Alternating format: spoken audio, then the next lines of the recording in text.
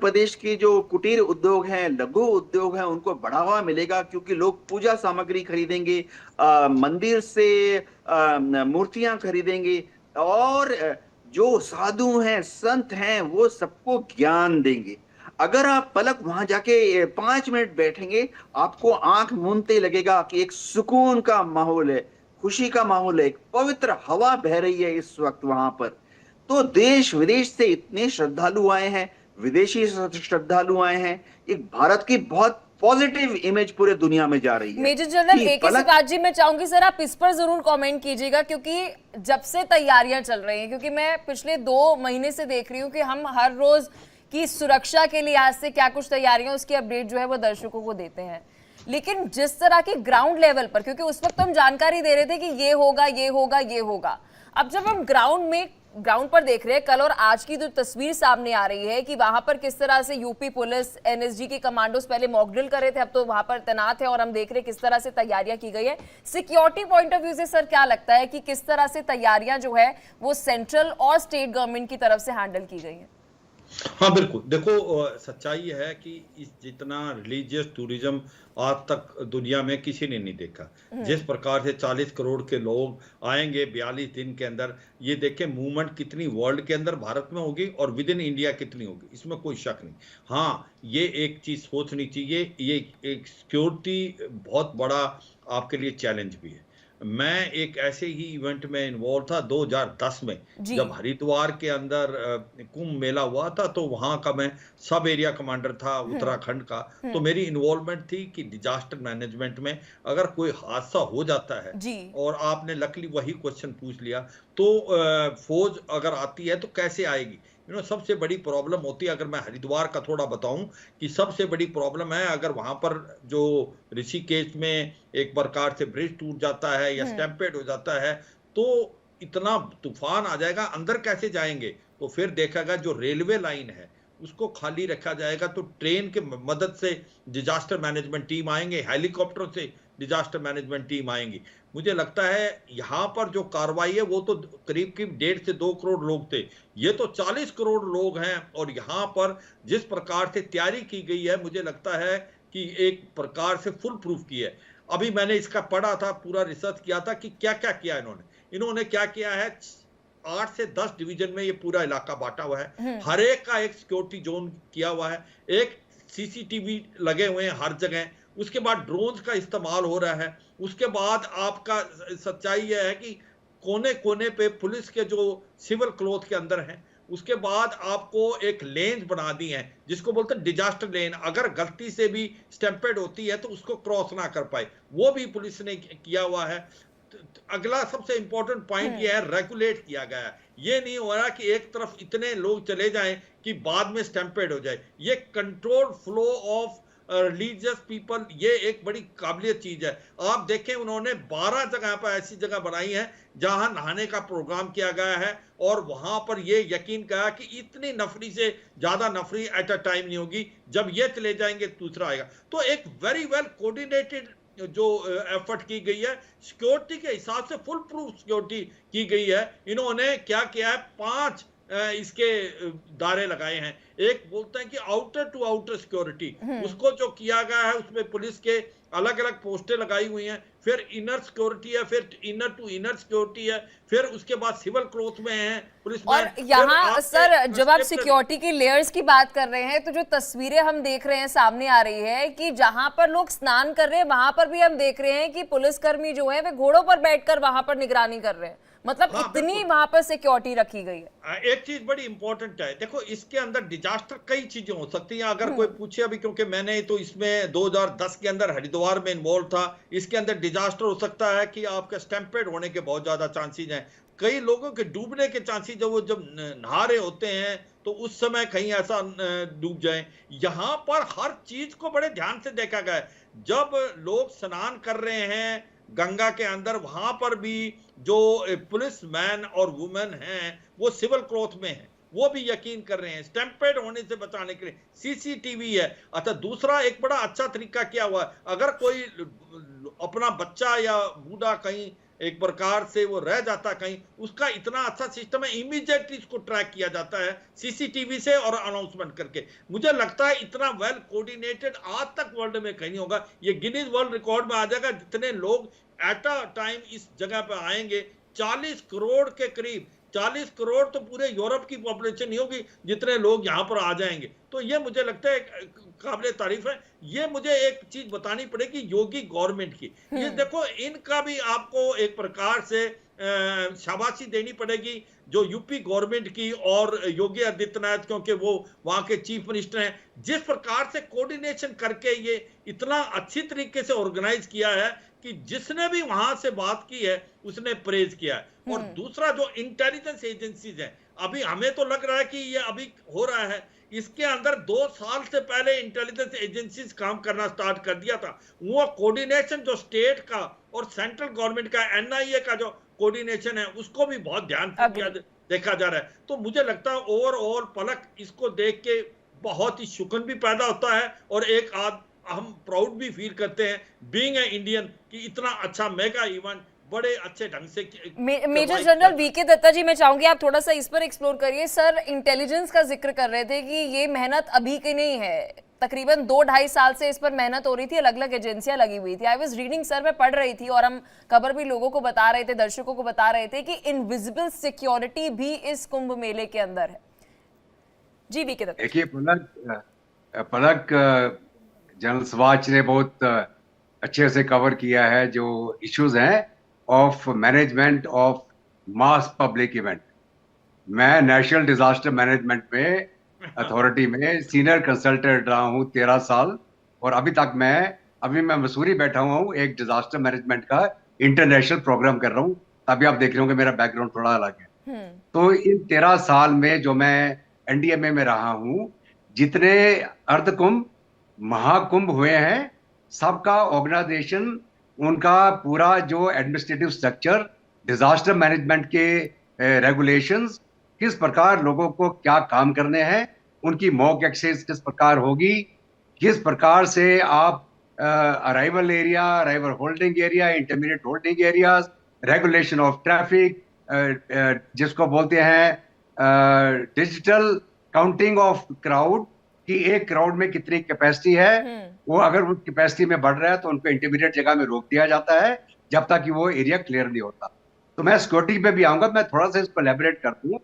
किसी भी मास public event में, जो हम मास पब्लिक गैदरिंग का इवेंट बोलते हैं उसको, और उसके अंदर क्या है, और खास करके कुंभ जैसे इवेंट के अंदर 3-4 प्रकार के जो हादसे और घटनाएं घट जाती हैं, और जो पहले यहाँ घट भी चुकी हैं। यही प्रयागराज में बहुत बड़ी बड़ी घटनाएं घट चुकी हैं, और उससे जो सीख मिली उसके ऊपर हमने काम किया।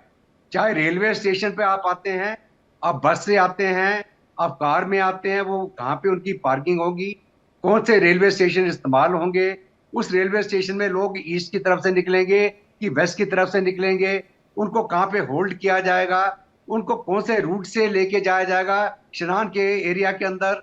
और ये पूरा जो रूट मैनेजमेंट है, ये पूरा एक इलैबोरेट सिस्टम है। इसके अंदर एक सेंट्रल कंट्रोल रूम होता है, अलग अलग जोन के अंदर इनको बांटा जाता है। हर एक जोन के अंदर, जैसे सवाल साहब ने बोला कि वो सारी कार्रवाई होती है। तो जो 2019 का जो बड़ा इवेंट हुआ था, 2019 में आपको याद होगा, उसका सारा बंदोबस्त मैं करवा के आया था। 2021 का जो हरिद्वार का हुआ, तो वो मैंने करवाया था। और इसके अंदर भी जितना जो बैकग्राउंड डाटा मैंने, अभी जो हमारी टीम वहीं पे बैठी हुई है एनडीएमए की, उनके साथ शेयर किया और उनको गाइड किया। और ये जो बड़ा इलेबोरेट सिस्टम है। अभी हम आ जाते हैं सिक्योरिटी के ऊपर। मैं क्योंकि ज्यादा नहीं बताना चाहता हूँ, क्योंकि सिक्योरिटी इशू है।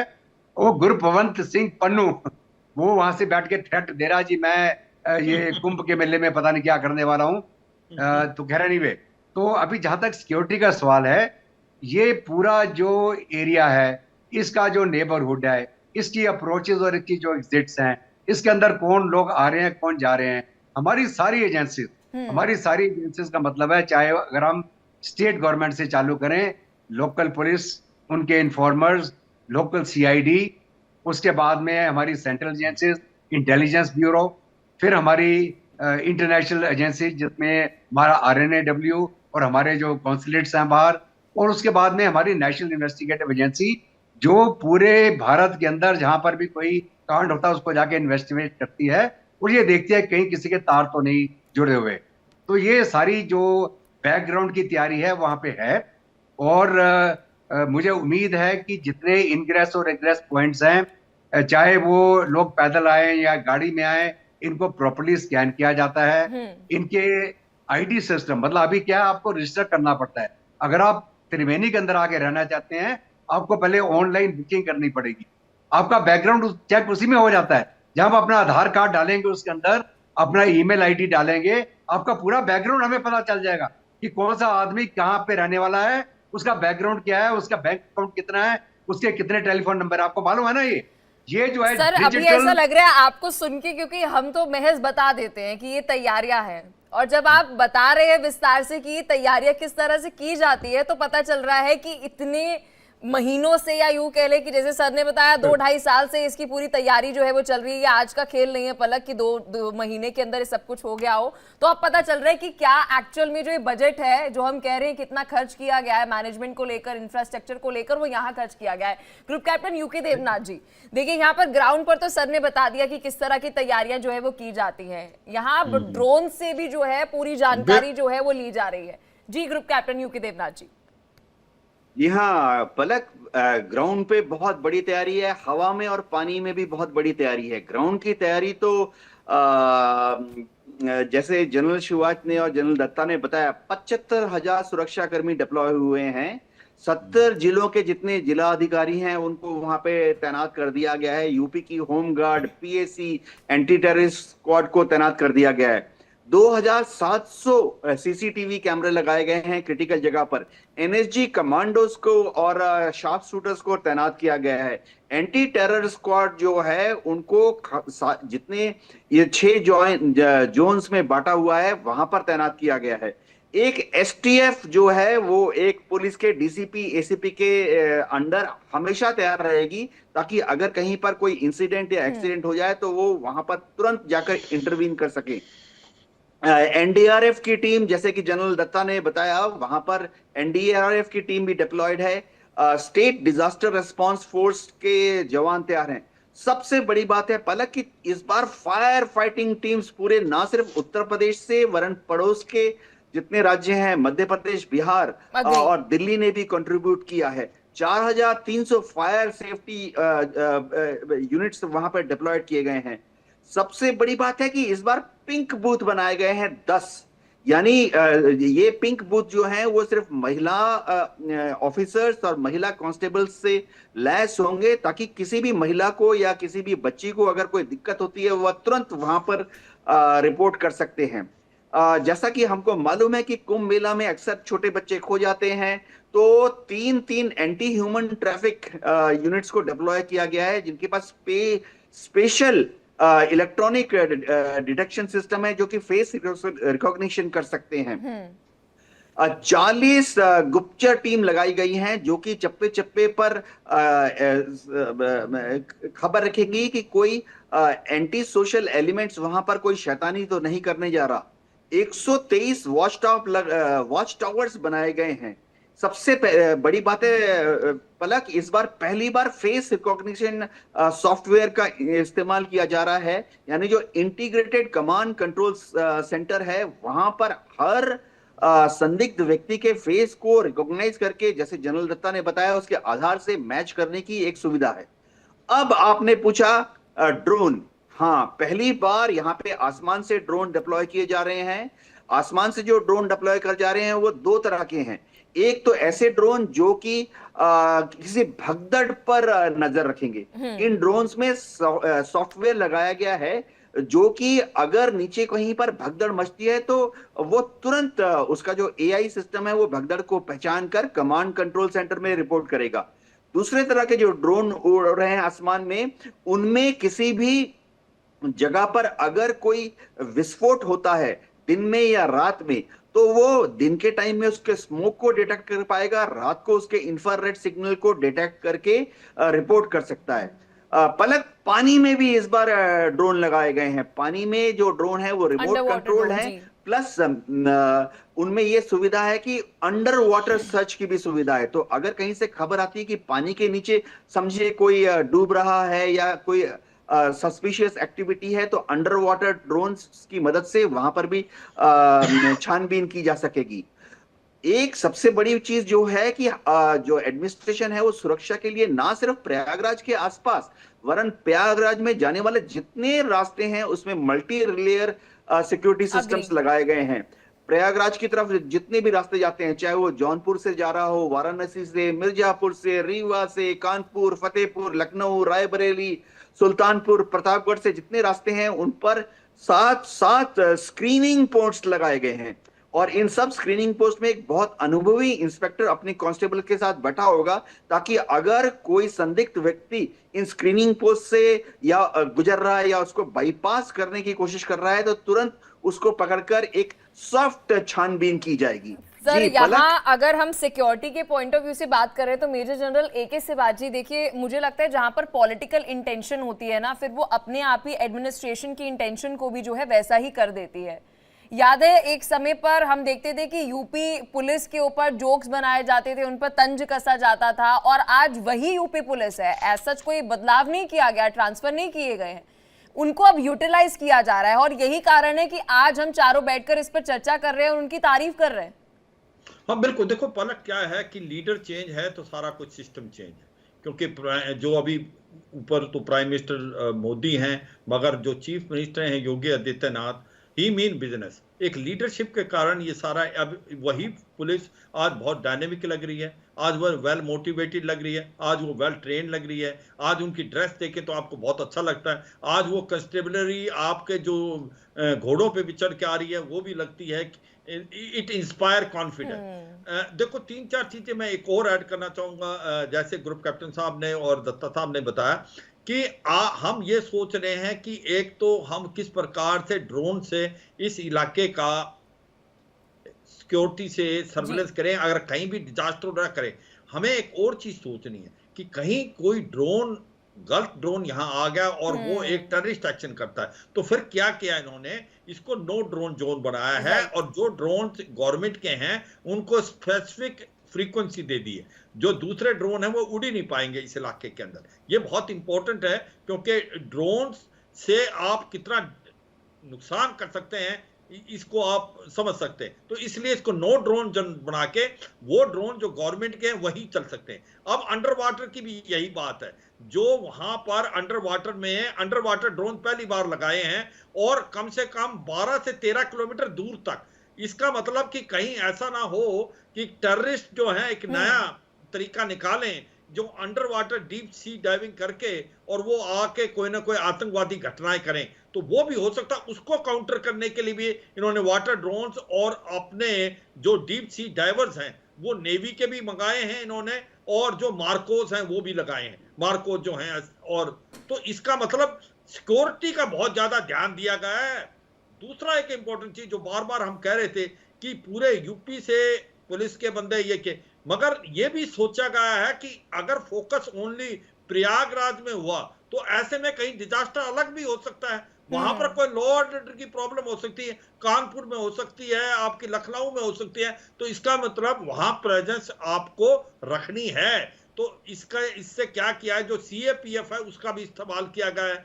तो कहीं भी आपका जो ग्रिड है, जो कि इंटेलिजेंस ग्रिड है या काउंटर टेररिज्म ग्रिड है या लॉ एंड ऑर्डर के लिए जो ग्रिड है यूपी के अंदर, उसको डिस्टर्ब नहीं किया गया, उसको बीफ अप किया गया। तो एक नया टाउनशिप बनाया है, पूरी तरफ से उसको एक स्टडी किया गया है, उसको जोन में बांटा गया है, सिक्योरिटी ग्रिड बनाई गई है, कमांड एंड कंट्रोल सिस्टम किया गया है। लेकिन यहाँ पर मेजर जनरल AK शिवाजी, जिस तरीके से आप बता रहे हैं कि आपने इंटीग्रेटेड फोर्सेस तो यहाँ पर सभी रखी है, लेकिन जिस तरह से आप बता रहे हैं कि पानी के अंदर भी ड्रोन्स को रखना, यानी कि वर्स्ट टू वर्स्ट जो सिचुएशन हो सकती है उसे माप कर यहाँ पर सिक्योरिटी फोर्सेस ने सिक्योरिटी रखी है। हाँ बिल्कुल, देखो पलक ये रखना है, क्योंकि आप देखें जैसे दत्ता साहब बता रहे थे कि वो सिख फॉर जस्टिस वाला जो GS पनून है वो आप वार्निंग दे रहे हैं। आप किसी चीज को हल्के में नहीं ले सकते। एक तो जो डिजास्टर मैन मेड हो सकता है, एक ये टेररिस्ट एक्शन भी हो सकता है, उसके अगेंस्ट आपने एक्शन लेने। और सच्चाई ये है कि ये 40 करोड़ लोग अगर कोई यहाँ पर डिजास्टर भी होता है या भी कोई टेररिस्ट एक्शन होता है तो आप देखें कितनी कैजुअलिटी हो सकती है। तो इसलिए आपका जो सिक्योरिटी सिस्टम है वो फुल प्रूफ होना चाहिए, और वो मुझे लगता है 4 से 5 टियर में बनाया गया है और ऑलमोस्ट फुल प्रूफ है कि इट इज इम्प्रेग्नेबल। ये बहुत अच्छी बात है। और एक ओवरऑल कमांडर बना के उसके अंदर जो जिस प्रकार से जोन बांटे हैं, जिस प्रकार से इंटेलिजेंस और इंफॉर्मेशन का एक कोऑर्डिनेशन हो रहा है लैटरली और हॉरिजॉन्टली, मुझे लगता है कि हर चीज को कवर किया गया है, हर चीज के, हर सिक्योरिटी के हर पहलू का ध्यान दिया गया है कि कहीं अगर डिजास्टर अगर हो जाए तो कैसे ठीक करना है, अगर कहीं टेररिस्ट एक्शन हो जाए तो उस पर कैसे एक्शन लेना है। और मुझे लगता है सबसे बड़ी इंपॉर्टेंट चीज है प्रिवेंशन, उसका ध्यान ये ड्रोन से ऐसी सिचुएशन ही बिल्डअप नहीं होनी चाहिए। बिल्कुल बिल्कुल सर, करा देते हैं major general A K Siwach हमारे साथ डिफेंस एक्सपर्ट जुड़ चुके हैं। मेजर जनरल वी के दत्ता हमारे साथ डिफेंस एक्सपर्ट है, साथ ही ग्रुप कैप्टन यूके देवनाथ जी भी हमारे साथ डिफेंस एक्सपर्ट है। बहुत शुक्रिया आप तीनों का अपना कीमती समय देने के लिए। जय हिंद sir. Major general A K Siwach ji sir, शुरुआत में आपके साथ करूंगी। मुझे तो लग रहा था कल तक कि महज हमारे देश के अंदर जो है महाकुंभ ट्रेंड हो रहा है सोशल मीडिया पर, लोग जो है बहुत ज्यादा एक्साइटेड नजर हो रहे हैं, गर्व जो है महसूस कर रहे हैं हमारी संस्कृति पर। लेकिन यहाँ तो पाकिस्तान के अंदर हम देख रहे हैं कि महाकुंभ को लेकर वहां के लोग जो है वो हमारे कल्चर को लेकर इतना ज्यादा एक्साइटेड महसूस कर रहे हैं और ज्यादा जिज्ञासा उनके अंदर, क्यूरोसिटी जो है वो देखने को मिल रही है। हाँ बिल्कुल, देखो पलक, कई बातें हैं। एक तो ये सच्चाई है कि ये 144 सालों के बाद इतना बड़ा महाकुंभ मेला बनाया जा रहा है प्रयागराज में। मगर सबसे इम्पोर्टेंट चीज जो मुझे लगता है लोग पाकिस्तान में इसको अप्रिशिएट कर रहे हैं कि इतना बड़ा मेगा इवेंट जिसके अंदर 40 करोड़ के करीब लोग आएंगे और कितनी अच्छी तरीके से इसको ऑर्गेनाइज किया गया है। क्योंकि जो भी वहां पर गया है उसने प्रेज ही की है जिस प्रकार से वहां पर हर प्रकार से आपके लिए सुविधाएं बनाई हुई हैं। और दूसरी बात बड़ी इंपॉर्टेंट चीज है कि इस रिलीजन का भी पता लगता है। अभी पाकिस्तान में जिस प्रकार से अब महाकुंभ को दिखाया जा रहा है, हिंदुओं के बारे में बताया जा रहा है कि किस प्रकार से प्यार मोहब्बत और अपनेपन से वो रहते हैं, वो भी एक बहुत ही अच्छा मैसेज जा रहा है उनको। ये किसी ने सोचा भी नहीं था पाकिस्तान जैसे देश में महाकुंभ के लिए इतनी दिलचस्पी होगी, इसको देखा जाएगा, इसके पॉजिटिव चीज को देखा जाएगा। मुझे आपने बहुत अच्छा बोला पलक, सोशल मीडिया पे एक भी नेगेटिव कमेंट नहीं है, सारे पॉजिटिव कमेंट्स हैं, यही बता रहे हैं कि ये कितनी अच्छी तरीके से ऑर्गेनाइज हुआ है, हिंदू धर्म के अंदर ये क्यों इतना इंपॉर्टेंट है और इससे क्या फायदा होने वाला प्रयागराज में। ये भी कई सोशल मीडिया में कहा इससे जॉब क्रिएट होगी, एम्प्लॉयमेंट आएगी, लोगों का फायदा होगा और एक प्रकार से फॉरेनर्स बहुत आए। ये एक मीडिया ने बताया कम से कम 10 से 15 हजार के करीब फॉरेनर्स आए हैं, वो इसके अंदर डुबकी ले रहे हैं जो गंगा के अंदर। तो ये मुझे लगता है एक बहुत ही पॉजिटिव मैसेज गया है कि भारत की तरफ से कि इतना मेगा इवेंट कितनी अच्छी तरीके से ऑर्गेनाइज किया है योगी आदित्यनाथ की गवर्नमेंट है, ये काबिल तारीफ है। और बड़ी अच्छी बात है कि पाकिस्तान में इसको प्रेज किया जा रहा है, दोनों तरफ से इसको कैसे कंडक्ट किया जा रहा है इतना बड़ा मेगा इवेंट। और दूसरा धर्म के बारे में भी, हिंदू धर्म के बारे में पॉजिटिव बोला जा रहा है कि किस प्रकार से लोग वहां पर शांति से, सभी धर्म के लोग हैं और बहुत ज्यादा फॉरेनर्स आए हैं और वो इसका एक प्रकार से एंजॉयमेंट कर रहे हैं। पलक। मेजर जनरल वी के दत्ता जी सर, जब मैं पूरी रिसर्च कर रही थी तो बहुत इंटरेस्टिंग फैक्ट जो है वो सामने आया और मैं चाहूंगी आप इस पर थोड़ी सी रोशनी डालिएगा। अभी जो एस्टिमेट खर्च किया गया है वो हम कह सकते हैं कि 6,382 करोड़ रुपए जो है वो डेवलपमेंट और इंफ्रास्ट्रक्चर पूरे मेले क्षेत्र के अंदर खर्च जो है वो किया गया है। इसमें हम सिक्योरिटी को भी मिलाकर देख सकते हैं। अच्छा, यहाँ पर कहा जा रहा है कि जो इससे अब मल्टीप्लायर इफेक्ट आएगा, यानी कि अब इससे इनकम रेवेन्यू कितनी जनरेट होगी, क्योंकि सभी तो अब सोच रहे हैं कि सरकार की तरफ से यहाँ पे खर्च किया गया है। लगभग कहा जा रहा है यहाँ पर कि 2.5 करोड़ तक, यानी कि 2.5 लाख करोड़ तक यहाँ पर इनकम जनरेशन जो है, रेवेन्यू जनरेशन जो है वो इस क्षेत्र के अंदर, केवल इस क्षेत्र के अंदर होते हुए नजर आएगी। बिल्कुल, देखिए पलक, ये पूरी दुनिया में सबसे बड़ा मेगा इवेंट है। दुनिया के किसी भी देश में इस प्रकार का जो एक पूरी कम्युनिटी का इकट्ठा होना कहीं पर नहीं दिखेगा आपको। इस बार के महाकुंभ में जो तकरीबन 144 साल के बाद साइक्लिंग में आता है, जो 12-12 साल के 12 कुंभ हो जाते जी, हैं, जी। उसके बाद ये महाकुंभ। 144th ईयर का महाकुंभ आता है। 40 करोड़ 40 करोड़ श्रद्धालुओं का आने का इसके अंदर एस्टिमेट है, 40 करोड़। अभी जो यहाँ की इकोनॉमी जनरेट होगी, ये इतने जो श्रद्धालु आएंगे, आज के स्नान के अंदर ही 3.5 करोड़ आज के स्नान में थे, कल के स्नान में 15 करोड़ थे, 1.5 करोड़ सॉरी। तो ये टोटल जो है 40 करोड़।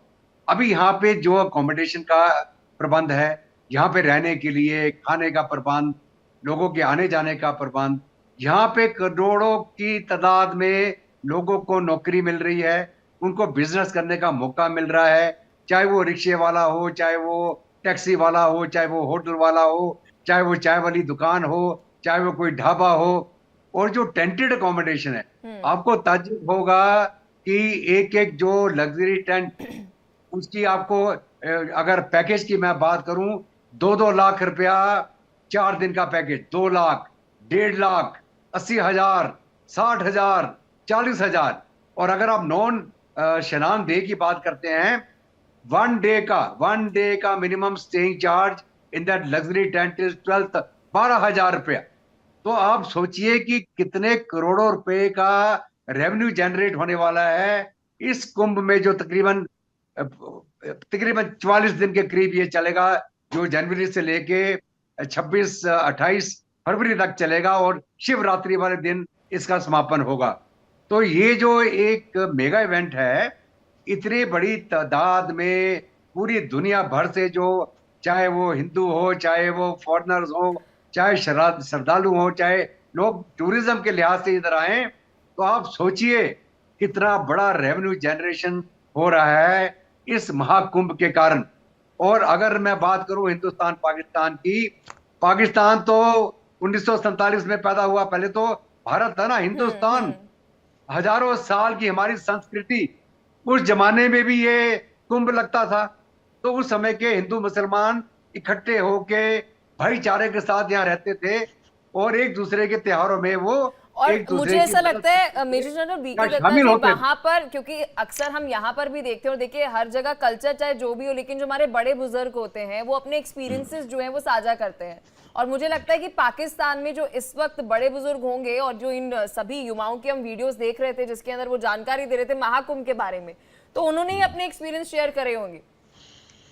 बिल्कुल, ये मैं तभी बता रहा हूँ कि ये एक सिविलाइजेशन इवेंट है, और बिल्कुल दुनिया में इसका कोई जोड़ नहीं है। आप मेरे को बता दीजिए कोई और इवेंट पूरी दुनिया के अंदर ऐसा इवेंट हो कि जहां पर 40 करोड़ लोग इन 44 डेज, ठीक है, 40 करोड़। आप कहीं पर चले जाइए दुनिया में, चाहे वो क्रिश्चियनिटी का हो, इस्लाम का हो, चाहे जूइज्म का हो, इतनी तो कहीं पर भी आबादी नहीं आती है।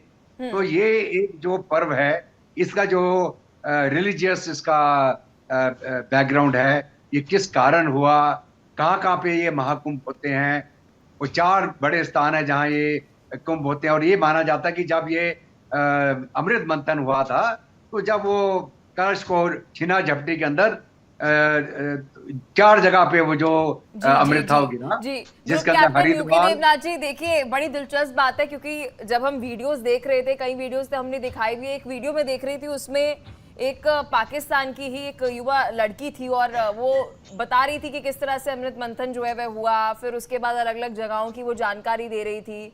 तो बहुत इंटरेस्टिंग है कि आप एक ऐसा कल्चर जो आपके देश में नहीं है, आपके पड़ोसी मुल्क के अंदर है, देश में है, और आप उसके लिए इतने इंटरेस्टेड हैं, उसके बारे में रिसर्च कर रहे हैं, फिर उसके बारे में वीडियो तक बना रहे हैं।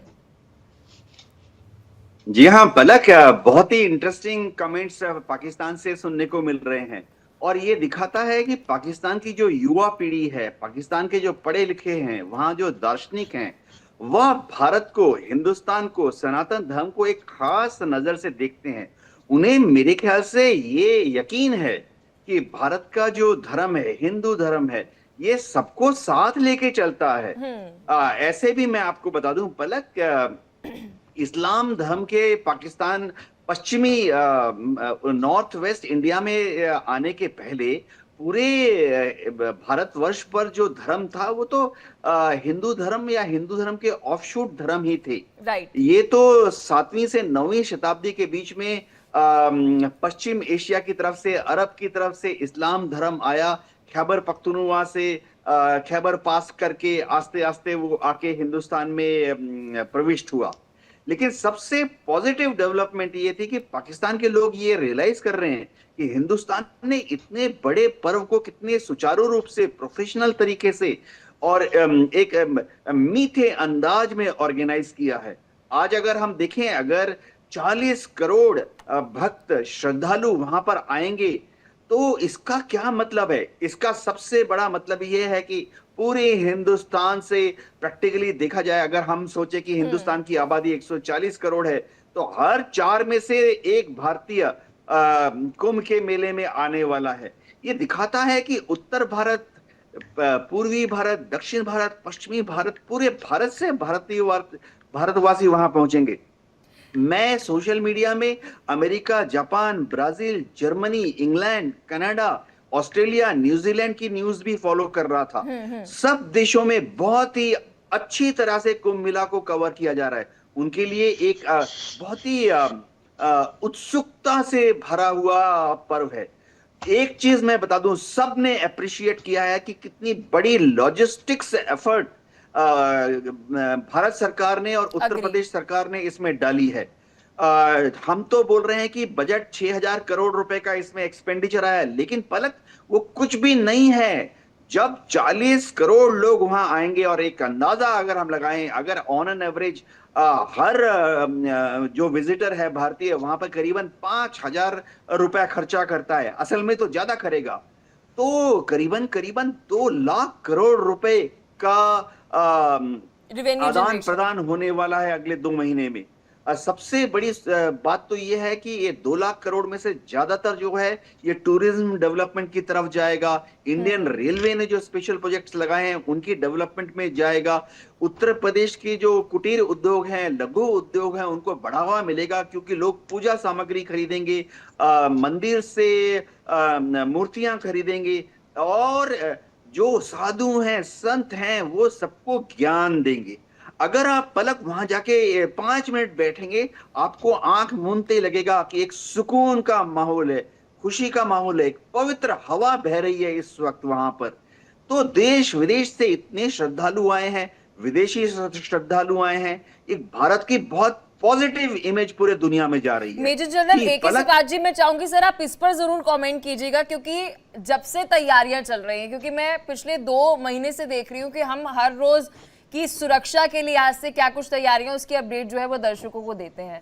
लेकिन जिस तरह की ग्राउंड लेवल पर, क्योंकि उस वक्त हम जानकारी दे रहे थे कि ये होगा, ये होगा, ये होगा, अब जब हम ग्राउंड पर देख रहे हैं, कल और आज की जो तस्वीर सामने आ रही है कि वहां पर किस तरह से यूपी पुलिस, NSG के कमांडोज पहले मॉक ड्रिल कर रहे थे, अब तो वहां पर तैनात है और हम देख रहे हैं किस तरह से तैयारियां की गई है। सिक्योरिटी पॉइंट ऑफ व्यू से सर क्या लगता है कि किस तरह से तैयारियां जो है वो सेंट्रल और स्टेट गवर्नमेंट की तरफ से हैंडल की गई है? हाँ बिल्कुल, देखो सच्चाई है कि इस जितना रिलीजियस टूरिज्म आज तक दुनिया में किसी ने नहीं देखा। जिस प्रकार से 40 करोड़ के लोग आएंगे 42 दिन के अंदर, ये देखें मूवमेंट कितनी वर्ल्ड के अंदर भारत में होगी और विद इन इंडिया कितनी होगी, इसमें कोई शक नहीं। हाँ, ये एक चीज सोचनी चाहिए, ये एक सिक्योरिटी बहुत बड़ा आपके लिए चैलेंज भी है। मैं एक ऐसे ही इवेंट में इन्वॉल्व था 2010 में, जब हरिद्वार के अंदर कुंभ मेला हुआ था, तो वहां का मैं सब एरिया कमांडर था उत्तराखंड का। तो मेरी इन्वॉल्वमेंट थी कि डिजास्टर मैनेजमेंट में अगर कोई हादसा हो जाता है, और आपने लकली वही क्वेश्चन पूछ लिया, तो फौज अगर आती है तो कैसे आएगी। सबसे बड़ी प्रॉब्लम होती है, अगर मैं हरिद्वार का थोड़ा बताऊं कि सबसे बड़ी प्रॉब्लम है, अगर वहां पर जो ऋषिकेश में एक प्रकार से ब्रिज टूट जाता है या स्टैम्पेड हो जाता है, तो इतना तूफान आ जाएगा, अंदर कैसे जाएंगे। तो फिर देखा गया जो रेलवे लाइन है उसको खाली रखा जाएगा, तो ट्रेन के मदद से डिजास्टर मैनेजमेंट टीम आएंगे, हेलीकॉप्टर से डिजास्टर मैनेजमेंट टीम आएंगी। मुझे लगता है यहाँ पर जो कार्रवाई है वो तो करीब 1.5 से 2 करोड़ लोग थे, ये तो 40 करोड़ लोग हैं। और यहाँ पर जिस प्रकार से तैयारी की गई है, मुझे लगता है कि एक प्रकार से फुल प्रूफ की है। अभी मैंने इसका पढ़ा था, पूरा रिसर्च किया था कि क्या क्या किया इन्होंने। इन्होंने क्या किया है, 8 से 10 डिवीजन में ये पूरा इलाका बांटा हुआ है, हर एक का एक सिक्योरिटी जोन किया हुआ है, एक सीसीटीवी लगे हुए हैं हर जगह, उसके बाद ड्रोन्स का इस्तेमाल हो रहा है, उसके बाद आपका सच्चाई यह है कि कोने कोने पे पुलिस के जो सिविल क्लॉथ के अंदर हैं, उसके बाद आपको एक लेन बना दी है जिसको बोलते हैं डिजास्टर लेन, अगर गलती से भी स्टैम्पेड होती है तो उसको क्रॉस ना कर पाए, वो भी पुलिस ने किया हुआ है। अगला सबसे इंपॉर्टेंट पॉइंट ये है, रेगुलेट किया गया है, ये नहीं हो रहा कि एक तरफ इतने लोग चले जाएं कि बाद में स्टैम्पेड हो जाए, ये control flow of religious people, ये एक बड़ी काबिलियत चीज है। आप देखें उन्होंने 12 जगह पर ऐसी जगह बनाई है जहां नहाने का प्रोग्राम किया गया है, और वहां पर ये यकीन कहा कि इतनी नफरी से ज्यादा नफरी एट अ टाइम नहीं होगी, जब ये चले जाएंगे दूसरा आएगा। तो एक वेरी वेल कोऑर्डिनेटेड जो एफर्ट की गई है, सिक्योरिटी के हिसाब से फुल प्रूफ सिक्योरिटी की गई है। इन्होंने क्या किया है, 5 इसके दायरे लगाए हैं। एक बोलते हैं कि आउटर टू आउटर सिक्योरिटी, उसको जो किया गया है उसमें पुलिस के अलग अलग पोस्टें लगाई हुई हैं, फिर इनर सिक्योरिटी है, फिर इनर टू इनर सिक्योरिटी है, फिर उसके बाद सिविल क्लॉथ में है पुलिस। और यहाँ सर जब आप सिक्योरिटी की लेयर्स की बात कर रहे हैं तो जो तस्वीरें हम देख रहे हैं सामने आ रही है कि जहां पर लोग स्नान कर रहे हैं वहां पर भी हम देख रहे हैं कि पुलिसकर्मी जो है वे घोड़ों पर बैठकर वहां पर निगरानी कर रहे हैं, मतलब इतनी वहां पर सिक्योरिटी रखी गई है। एक चीज बड़ी इंपॉर्टेंट है, देखो इसके अंदर डिजास्टर कई चीजें हो सकती हैं, अगर कोई पूछे अभी, क्योंकि मैंने तो इसमें 2010 के अंदर हरिद्वार में इन्वॉल्व था, इसके अंदर डिजास्टर हो सकता है कि आपका स्टैम्पेड होने के बहुत ज्यादा चांसेस हैं,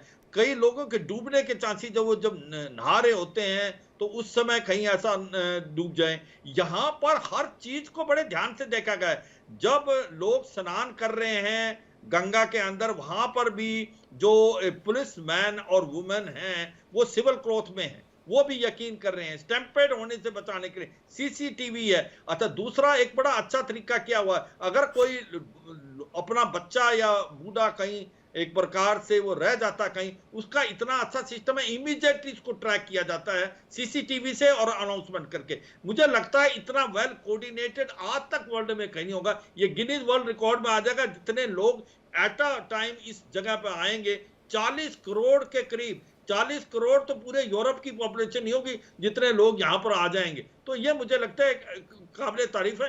ये मुझे एक चीज बतानी पड़ेगी योगी गवर्नमेंट की, ये देखो इनका भी आपको एक प्रकार से शाबाशी देनी पड़ेगी जो यूपी गवर्नमेंट की और योगी आदित्यनाथ, क्योंकि वो वहां के चीफ मिनिस्टर हैं, जिस प्रकार से कोऑर्डिनेशन करके ये इतना अच्छी तरीके से ऑर्गेनाइज किया है कि जिसने भी वहां से बात की है उसने प्रेज किया है। और दूसरा जो इंटेलिजेंस एजेंसीज हैं, अभी हमें तो लग रहा है कि ये अभी हो रहा है, इसके अंदर 2 साल से पहले इंटेलिजेंस एजेंसीज काम करना स्टार्ट कर दिया था। वो कोऑर्डिनेशन जो स्टेट का और सेंट्रल गवर्नमेंट का, एनआईए का जो कोऑर्डिनेशन है, उसको भी बहुत ध्यान से देखा जा रहा है। तो मुझे लगता है ओवरऑल पलक इसको देख के बहुत ही शुक्र भी पैदा होता है और एक हम प्राउड भी फील करते हैं बीइंग ए इंडियन कि इतना अच्छा मेगा इवेंट बड़े अच्छे ढंग से।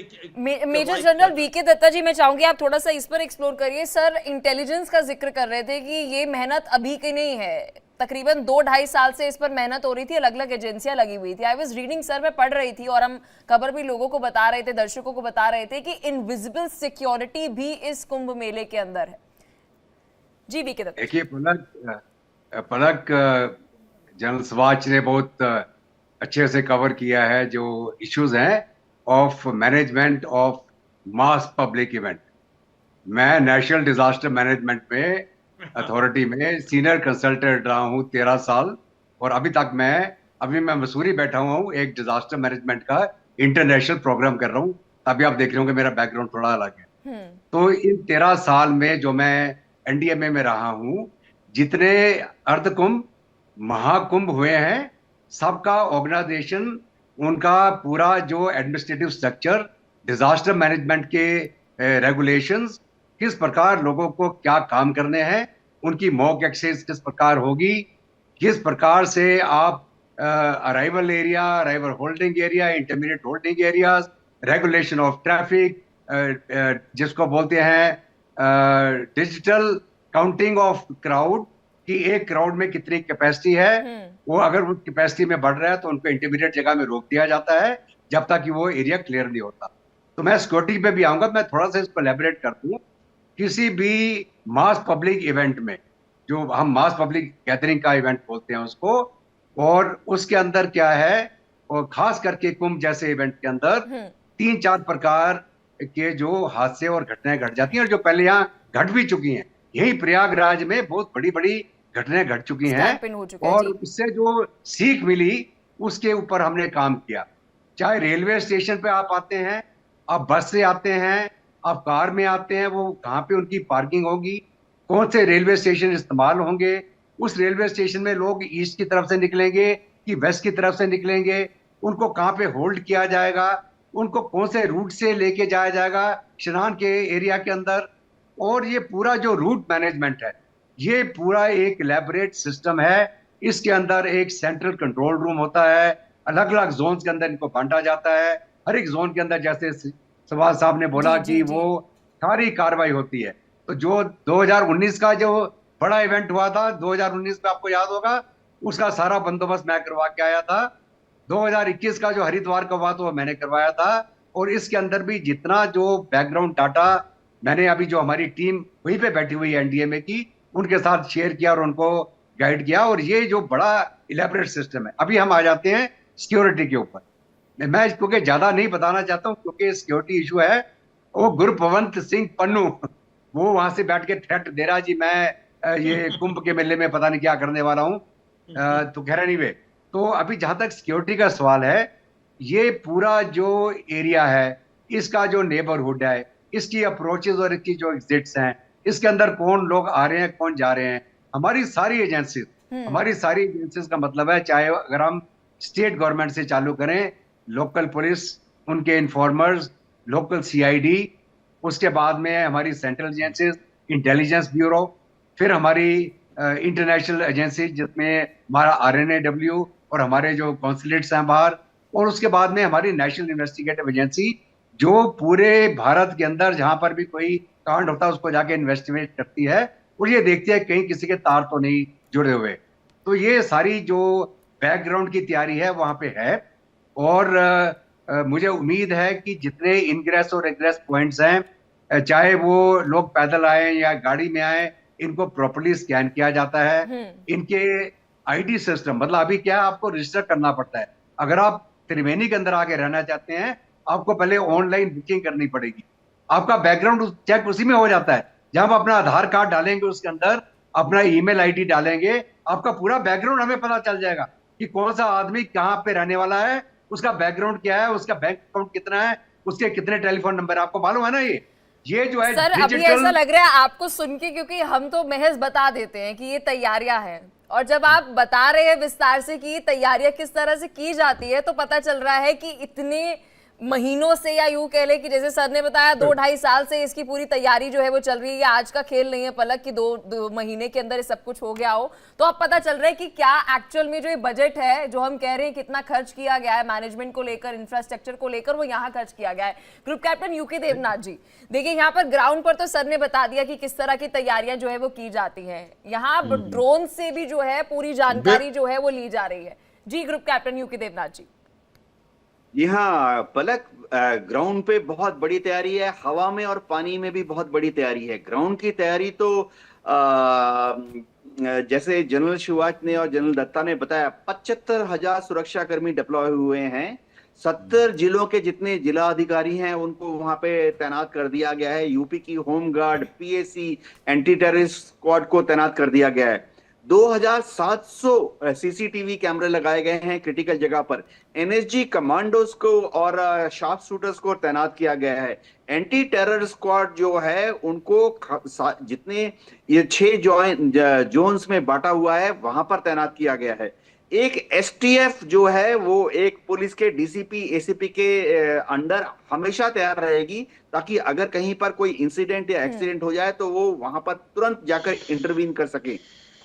एनडीआरएफ की टीम, जैसे कि जनरल दत्ता ने बताया, वहां पर एनडीआरएफ की टीम भी डिप्लॉयड है। स्टेट डिजास्टर रिस्पांस फोर्स के जवान तैयार हैं।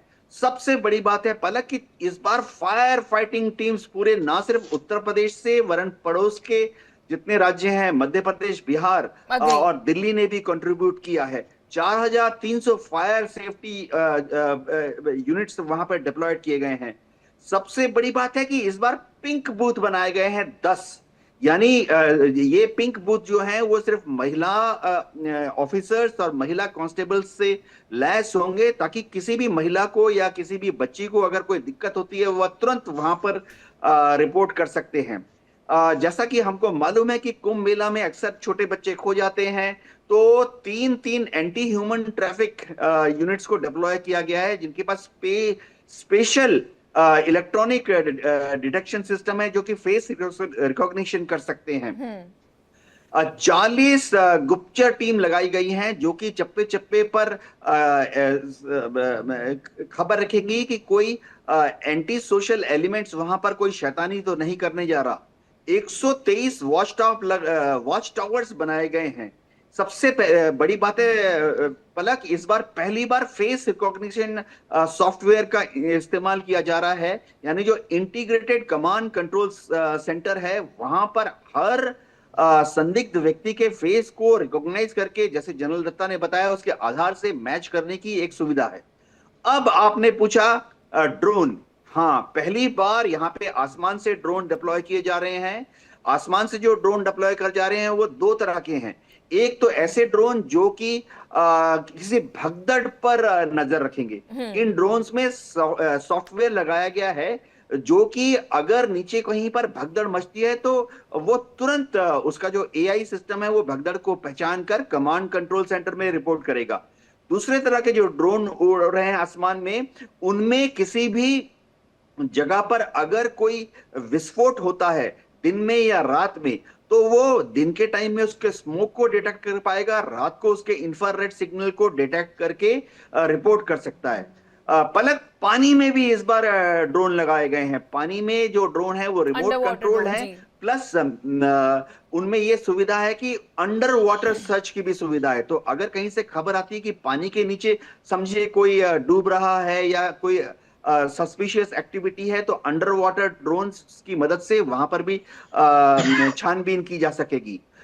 एक सबसे बड़ी चीज जो है कि जो एडमिनिस्ट्रेशन है वो सुरक्षा के लिए ना सिर्फ प्रयागराज के आसपास, वरन प्रयागराज में जाने वाले जितने रास्ते हैं उसमें मल्टी लेयर सिक्योरिटी सिस्टम्स लगाए गए हैं। प्रयागराज की तरफ जितने भी रास्ते जाते हैं, चाहे वो जौनपुर से जा रहा हो, वाराणसी से, मिर्जापुर से, रीवा से, कानपुर, फतेहपुर, लखनऊ, रायबरेली, सुल्तानपुर, प्रतापगढ़ से जितने रास्ते हैं उन पर 7 स्क्रीनिंग पोस्ट्स लगाए गए हैं। और इन सब स्क्रीनिंग पोस्ट में एक बहुत अनुभवी इंस्पेक्टर अपने कांस्टेबल के साथ बैठा होगा, ताकि अगर कोई संदिग्ध व्यक्ति इन स्क्रीनिंग पोस्ट से या गुजर रहा है या उसको बाईपास करने की कोशिश कर रहा है, तो तुरंत उसको पकड़कर एक सॉफ्ट छानबीन की जाएगी। सर, यहाँ अगर हम सिक्योरिटी के पॉइंट ऑफ व्यू से बात करें तो मेजर जनरल AK शिवाजी, देखिए मुझे लगता है जहां पर पॉलिटिकल इंटेंशन होती है ना, फिर वो अपने आप ही एडमिनिस्ट्रेशन की इंटेंशन को भी जो है वैसा ही कर देती है। याद है एक समय पर हम देखते थे कि यूपी पुलिस के ऊपर जोक्स बनाए जाते थे, उन पर तंज कसा जाता था, और आज वही यूपी पुलिस है। ऐसा कोई बदलाव नहीं किया गया, ट्रांसफर नहीं किए गए हैं, उनको अब यूटिलाइज किया जा रहा है। और यही कारण है कि आज हम चारों बैठकर इस पर चर्चा कर रहे हैं और उनकी तारीफ कर रहे हैं। हाँ बिल्कुल, देखो पलक, क्या है कि लीडर चेंज है तो सारा कुछ सिस्टम चेंज है। क्योंकि जो अभी ऊपर तो प्राइम मिनिस्टर मोदी हैं, मगर जो चीफ मिनिस्टर हैं योगी आदित्यनाथ, ही मीन बिजनेस। एक लीडरशिप के कारण ये सारा, अब वही पुलिस आज बहुत डायनेमिक लग रही है, आज वह वेल मोटिवेटेड लग रही है, आज वो वेल ट्रेन लग रही है, आज उनकी ड्रेस देखे तो आपको बहुत अच्छा लगता है, आज वो कंस्टेबलरी आपके जो घोड़ों पे भी चढ़ के आ रही है वो भी लगती है, इट इंस्पायर कॉन्फिडेंस। देखो 3-4 चीजें मैं एक और ऐड करना चाहूंगा, जैसे ग्रुप कैप्टन साहब ने और दत्ता साहब ने बताया कि हम ये सोच रहे हैं कि एक तो हम किस प्रकार से ड्रोन से इस इलाके का सिक्योरिटी से सर्विलेंस करें, अगर कहीं भी डिजास्टर ना करें। हमें एक और चीज सोचनी है कि कहीं कोई ड्रोन, गलत ड्रोन यहां आ गया और वो एक टेररिस्ट एक्शन करता है, तो फिर क्या किया इन्होंने, इसको नो ड्रोन जोन बनाया है, और जो ड्रोन गवर्नमेंट के हैं उनको स्पेसिफिक फ्रीक्वेंसी दे दी है, जो दूसरे ड्रोन है वो उड़ ही नहीं पाएंगे इस इलाके के अंदर। ये बहुत इंपॉर्टेंट है, क्योंकि ड्रोन से आप कितना नुकसान कर सकते हैं इसको आप समझ सकते हैं। तो इसलिए इसको नो ड्रोन बना के वो ड्रोन जो गवर्नमेंट के हैं वही चल सकते हैं। अब अंडर वाटर की भी यही बात है, जो वहां पर अंडर वाटर में अंडर वाटर ड्रोन पहली बार लगाए हैं और कम से कम 12 से 13 किलोमीटर दूर तक। इसका मतलब कि कहीं ऐसा ना हो कि टेररिस्ट जो है एक नया तरीका निकालें जो under water deep sea diving करके और वो आके कोई ना कोई आतंकवादी घटनाएं करें, तो वो भी हो सकता है। उसको काउंटर करने के लिए भी इन्होंने वाटर ड्रोन्स और अपने जो डीप सी डाइवर्स हैं वो नेवी के भी मंगाए हैं इन्होंने, और जो मार्कोस हैं वो भी लगाए हैं, मार्कोस जो हैं। और तो इसका मतलब सिक्योरिटी का बहुत ज्यादा ध्यान दिया गया है। दूसरा एक इंपॉर्टेंट चीज जो बार बार हम कह रहे थे कि पूरे यूपी से पुलिस के बंदे ये के, मगर ये भी सोचा गया है कि अगर फोकस ओनली प्रयागराज में हुआ तो ऐसे में कहीं डिजास्टर अलग भी हो सकता है। वहां पर कोई लॉ एंड ऑर्डर की प्रॉब्लम हो सकती है, कानपुर में हो सकती है, आपकी लखनऊ में हो सकती है। तो इसका मतलब वहां प्रेजेंस आपको रखनी है। तो इससे क्या किया है, जो सीएपीएफ है उसका भी इस्तेमाल किया गया है। तो कहीं भी आपका जो ग्रिड है, जो कि इंटेलिजेंस ग्रिड है या काउंटर टेररिज्म ग्रिड है या लॉ एंड ऑर्डर के लिए जो ग्रिड है यूपी के अंदर, उसको डिस्टर्ब नहीं किया गया, उसको बीफ अप किया गया। तो एक नया टाउनशिप बनाया है, पूरी तरफ से उसको एक स्टडी किया गया है, उसको जोन में बांटा गया है, सिक्योरिटी ग्रिड बनाई गई है, कमांड एंड कंट्रोल सिस्टम किया गया है। लेकिन यहाँ पर मेजर जनरल एके शिवाजी, जिस तरीके से आप बता रहे हैं कि आपने इंटीग्रेटेड फोर्सेस तो यहाँ पर सभी रखी है, लेकिन जिस तरह से आप बता रहे हैं कि पानी के अंदर भी ड्रोन्स को रखना, यानी कि वर्स्ट टू वर्स्ट जो सिचुएशन हो सकती है उसे माप कर यहाँ पर सिक्योरिटी फोर्सेस ने सिक्योरिटी रखी है। हाँ बिल्कुल, देखो पलक ये रखना है, क्योंकि आप देखें जैसे दत्ता साहब बता रहे थे कि वो सिख फॉर जस्टिस वाला जो जीएस पनून है वो आप वार्निंग दे रहे हैं। आप किसी चीज को हल्के में नहीं ले सकते। एक तो जो डिजास्टर मैन मेड हो सकता है, एक ये टेररिस्ट एक्शन भी हो सकता है, उसके अगेंस्ट आपने एक्शन लेने। और सच्चाई ये है कि ये 40 करोड़ लोग, अगर कोई यहाँ पर डिजास्टर भी होता है या भी कोई टेररिस्ट एक्शन होता है तो आप देखें कितनी कैजुअलिटी हो सकती है। तो इसलिए आपका जो सिक्योरिटी सिस्टम है वो फुल प्रूफ होना चाहिए, और वो मुझे लगता है 4 से 5 टीयर में बनाया गया है और ऑलमोस्ट फुल प्रूफ है कि इट इज इम्प्रेग्नेबल। ये बहुत अच्छी बात है। और एक ओवरऑल कमांडर बना के उसके अंदर जो जिस प्रकार से जोन बांटे हैं, जिस प्रकार से इंटेलिजेंस और इंफॉर्मेशन का एक कोऑर्डिनेशन हो रहा है लैटरली और हॉरिजॉन्टली, मुझे लगता है कि हर चीज को कवर किया गया है, हर चीज के, हर सिक्योरिटी के हर पहलू का ध्यान दिया गया है कि कहीं अगर डिजास्टर अगर हो जाए तो कैसे ठीक करना है, अगर कहीं टेररिस्ट एक्शन हो जाए तो उस पर कैसे एक्शन लेना है। और मुझे लगता है सबसे बड़ी इंपॉर्टेंट चीज है प्रिवेंशन, उसका ध्यान ये ड्रोन से ऐसी सिचुएशन ही बिल्डअप नहीं होनी चाहिए। बिल्कुल सब करा देते हैं। मेजर जनरल एके शिवाजी हमारे साथ डिफेंस एक्सपर्ट जुड़ चुके हैं। मेजर जनरल वीके दत्ता हमारे साथ डिफेंस एक्सपर्ट है, साथ ही ग्रुप कैप्टन यूके देवनाथ जी भी हमारे साथ डिफेंस एक्सपर्ट है। बहुत शुक्रिया आप तीनों का अपना कीमती समय देने के लिए। जय हिंद सर। मेजर जनरल एके शिवाजी सर, शुरुआत में आपके साथ करूंगी। मुझे तो लग रहा था कल तक कि महज हमारे देश के अंदर जो है महाकुंभ ट्रेंड हो रहा है सोशल मीडिया पर, लोग जो है बहुत ज्यादा एक्साइटेड नजर हो रहे हैं, गर्व जो है महसूस कर रहे हैं हमारी संस्कृति पर। लेकिन यहाँ तो पाकिस्तान के अंदर हम देख रहे हैं कि महाकुंभ को लेकर वहां के लोग जो है वो हमारे कल्चर को लेकर इतना ज्यादा एक्साइटेड महसूस कर रहे हैं और ज्यादा जिज्ञासा उनके अंदर, क्यूरियोसिटी जो है वो देखने को मिल रही है।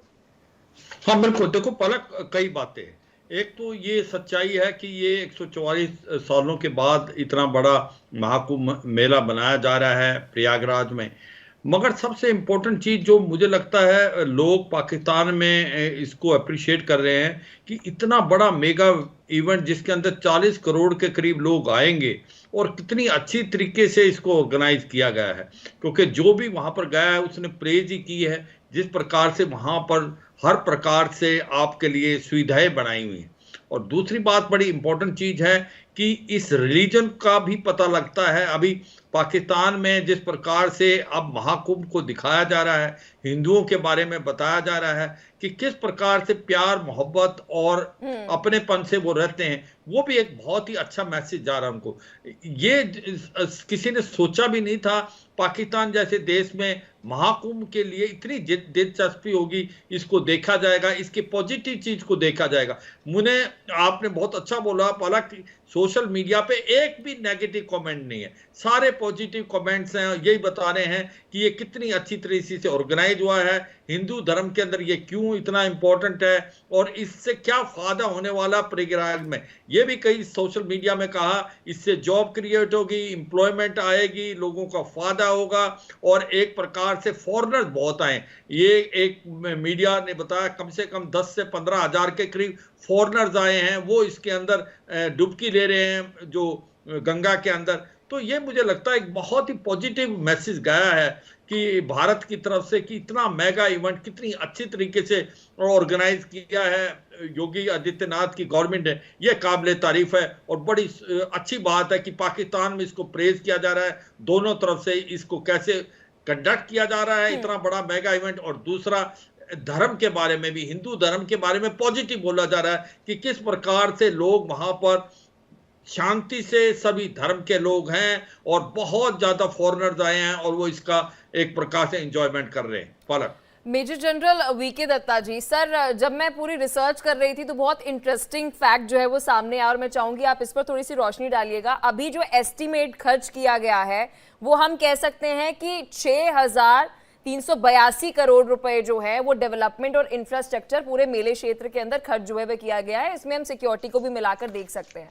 अच्छा, यहाँ पर कहा जा रहा है कि जो इससे अब मल्टीप्लायर इफेक्ट आएगा, यानी कि अब इससे इनकम रेवेन्यू कितनी जनरेट होगी, क्योंकि सभी तो अब सोच रहे हैं कि सरकार की तरफ से यहाँ पे खर्च किया गया है। लगभग कहा जा रहा है यहाँ पर कि 2.5 करोड़ तक, यानी कि 2.5 लाख करोड़ तक यहाँ पर इनकम जनरेशन जो है, रेवेन्यू जनरेशन जो है वो इस क्षेत्र के अंदर, केवल इस क्षेत्र के अंदर होते हुए नजर आएगी। बिल्कुल, देखिए पलक, ये पूरी दुनिया में सबसे बड़ा मेगा इवेंट है। दुनिया के किसी भी देश में इस प्रकार का जो एक पूरी कम्युनिटी का इकट्ठा होना कहीं पर नहीं दिखेगा आपको। इस बार के महाकुंभ में जो तकरीबन 144 साल के बाद साइक्लिक में आता है, जो 12-12 साल के 12 कुंभ हो जाते हैं, उसके बाद ये 144 ईयर का महाकुंभ आता है। 40 करोड़ श्रद्धालुओं का आने का इसके अंदर एस्टिमेट है, 40 करोड़। अभी जो यहाँ की इकोनॉमी जनरेट होगी, ये इतने जो श्रद्धालु आएंगे, आज के स्नान के अंदर ही 3.5 करोड़ आज के स्नान में थे, कल के स्नान में 15 करोड़ थे, 1.5 करोड़ सॉरी। तो ये टोटल जो है 40 करोड़। अभी यहाँ पे जो अकोमोडेशन का प्रबंध है, यहाँ पे रहने के लिए खाने का प्रबंध, लोगों के आने जाने का प्रबंध, यहाँ पे करोड़ों की तादाद में लोगों को नौकरी मिल रही है, उनको बिजनेस करने का मौका मिल रहा है, चाहे वो रिक्शे वाला हो, चाहे वो टैक्सी वाला हो, चाहे वो होटल वाला हो, चाहे वो चाय वाली दुकान हो, चाहे वो कोई ढाबा हो। और जो टेंटेड अकोमोडेशन है, आपको ताज्जुब होगा कि एक जो लग्जरी टेंट, उसकी आपको अगर पैकेज की मैं बात करूं, 2-2 लाख रुपया 4 दिन का पैकेज, 2 लाख, 1.5 लाख, 80,000, 60,000, 40,000। और अगर आप नॉन शनान डे की बात करते हैं, 1 डे का minimum staying charge in that luxury tent is 12,000 रुपया। तो आप सोचिए कि कितने करोड़ों रुपए का रेवेन्यू जनरेट होने वाला है इस कुंभ में, जो तकरीबन 44 दिन के करीब ये चलेगा, जो जनवरी से लेके 26-28 फरवरी तक चलेगा और शिवरात्रि वाले दिन इसका समापन होगा। तो ये जो एक मेगा इवेंट है, इतनी बड़ी तादाद में पूरी दुनिया भर से, जो चाहे वो हिंदू हो, चाहे वो फॉरेनर्स हो, चाहे श्रद्धालु हो, चाहे लोग टूरिज्म के लिहाज से इधर आए, तो आप सोचिए कितना बड़ा रेवेन्यू जनरेशन हो रहा है इस महाकुंभ के कारण। और अगर मैं बात करूं हिंदुस्तान पाकिस्तान की, पाकिस्तान तो 1947 में पैदा हुआ, पहले तो भारत था ना, हिंदुस्तान। हजारों साल की हमारी संस्कृति, उस जमाने में भी ये कुंभ लगता था। तो उस समय के हिंदू मुसलमान इकट्ठे होके भाईचारे के साथ यहाँ रहते थे। और एक दूसरे के त्योहारों में वो और एक दूसरे मुझे की ऐसा मदद लगता है मेजर जनरल बीके का दत्ता शामिल जी होते हैं। वहां पर, क्योंकि अक्सर हम यहाँ पर भी देखते हैं और देखिए हर जगह कल्चर चाहे जो भी हो, लेकिन जो हमारे बड़े बुजुर्ग होते हैं वो अपने एक्सपीरियंसेस जो हैं वो साझा करते हैं।